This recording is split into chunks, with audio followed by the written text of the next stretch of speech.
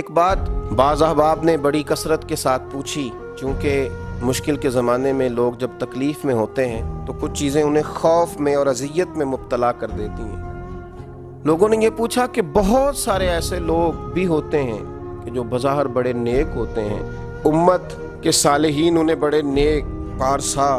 متقی سمجھتے ہیں، لیکن کئی دفعہ وقت وصال وہ شدید کرب اور تکلیف میں آ جاتے ہیں۔ تو کیا ہر برا آدمی ہی تکلیف میں آتا ہے؟ یاد رکھیں، اس میں کوئی شک نہیں کہ انما الاعمال بالخواتیم، اعمال کا دار و مدار ان کے خاتمے پر ہے، لیکن یہ ضروری نہیں ہے کہ کسی شخص کا انتقال کسی تکلیف میں ہو تو یہ ضروری نہیں کہ وہ برا شخص ہی۔ بہت سارے شہداء جنہیں کافروں نے پکڑ لیا تھا اور پکڑ کر کے ان کو جلا ہی ڈالا تھا، تو کیا وہ برے لوگ تھے؟ وہ جو اصحاب الاخدود ہیں، جن لوگوں کو کھائی کے اندر کاٹ کر پھینک دیا گیا تھا، تو کیا وہ برے لوگ تھے؟ جناب آسیہ کو جو بڑی سخت اذیتیں دے کے شہید کیا گیا، تو کیا وہ معاذ اللہ بری تھی؟ تو یاد رکھ لیں کہ بہت سارے لوگ ایسے ہوتے ہیں۔ کیا لوگوں کو وہ وقت بھول گیا ہے کہ جناب سیدنا امیر حمزہ رضی اللہ تعالیٰ عنہ کی آنکھیں کاٹ دی گئی تھیں، ان کی زبان کاٹ ڈالی گئی تھی، ہونٹ کاٹ دیے گئے تھے، ان کا کلیجہ نکال لیا گیا تھا،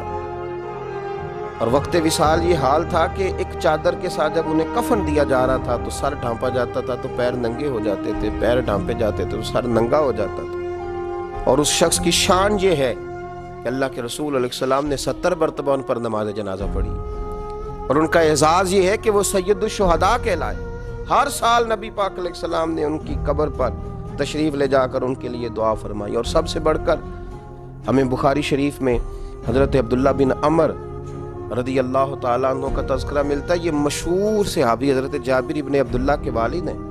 یہ جنگ احد میں شہید ہو گئے تھے، اور ان کا حال یہ تھا کہ کافروں نے ان کی کان اور ناک کاٹ دیے تھے، ان کی صورت بگاڑ دی تھی۔ ان کے صاحبزادے حضرت جابر ابن عبداللہ فرماتے ہیں کہ میں جب ان کی چہرے کی زیارت کے لیے گیا تو مجھے روک دیا گیا کہ آپ دیکھیں گے تو تکلیف میں آ جائیں گے، لیکن ان کا اعزاز یہ تھا کہ انہوں نے ایک رات پہلے ہی، آپ بخاری شریف دیکھیے، حضرت سیدنا عبداللہ نے اپنے بیٹے جناب جابر ابن عبداللہ سے فرمایا تھا، بیٹا احد کے میدان میں بیٹا صبح سب سے پہلے مجھے شہید کیا جائے گا۔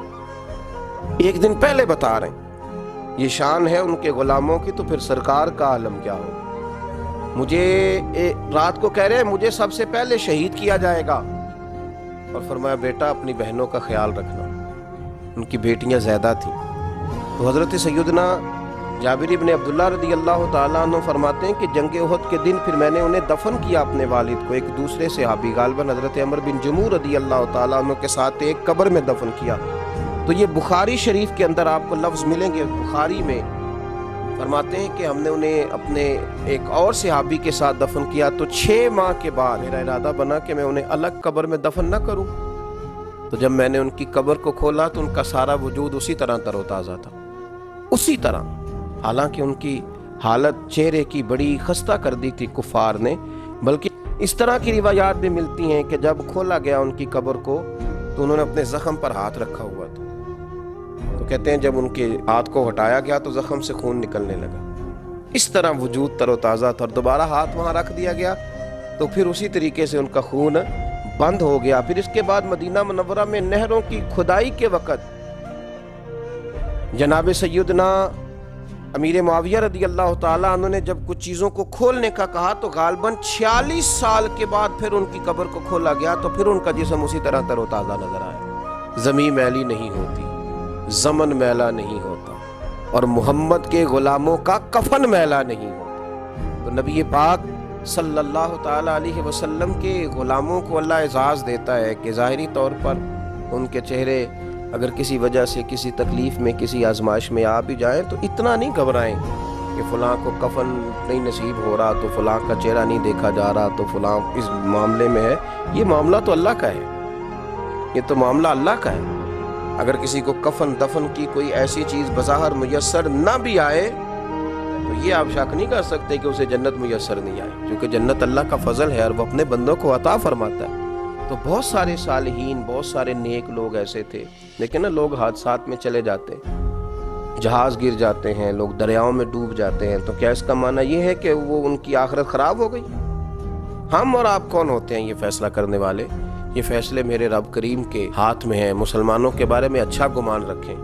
اور اللہ تبارک و تعالیٰ کے محبوب علیہ السلام نے فرمایا یاد رکھو رب فرماتا ہے میرا غضب زیادہ نہیں ہے، میری رحمت ہی زیادہ ہے۔ تو رحمت ہی کی طرف توجہ کریں، اللہ سمجھنے کی توفیق عطا فرمائے۔